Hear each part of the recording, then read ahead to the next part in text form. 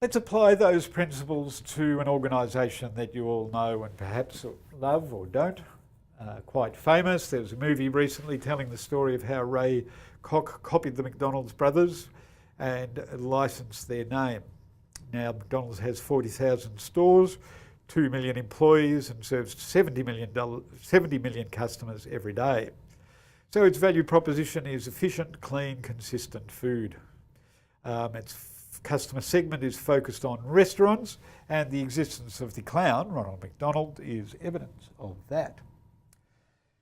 So we can put that on a business model canvas, as Finch and Beak have done here, and you can see they've focused on the value proposition being cheap, efficient food, and this customer segments between families, groups of people, and hamburger lovers. A lot of detail there. The truth of the matter, though, is that hamburgers are not incredibly profitable. Got reasonably fine profit margins and you've got a lot of competition.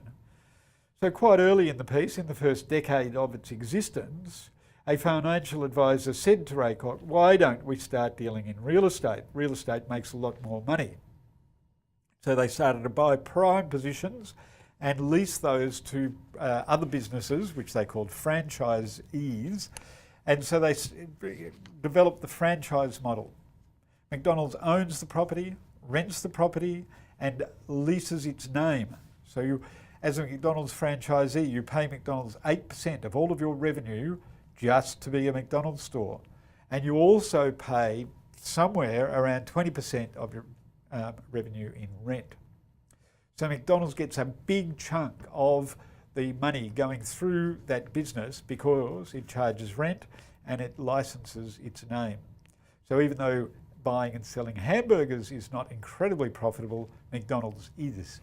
And you can see by the graph picture there that McDonald's is still growing the share of its business, which is franchise stores, and the number of company-owned stores are shrinking.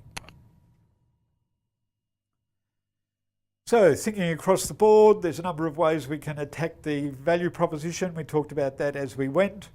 You've already discovered your own personal brand. You've seen the lecture on design thinking. And so now you need to apply those tools to developing your value proposition as the beginning of thinking about your business model. You also need to think about the customer segments. So again, we talked about those companies as they went.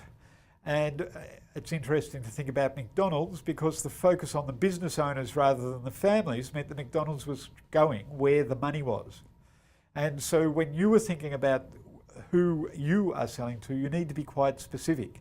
So we've talked in class about how you can't say, my customers are the general public. You need to think about what part of the general public you are actually going to. And one way to do that is to think about existing relationships that you have.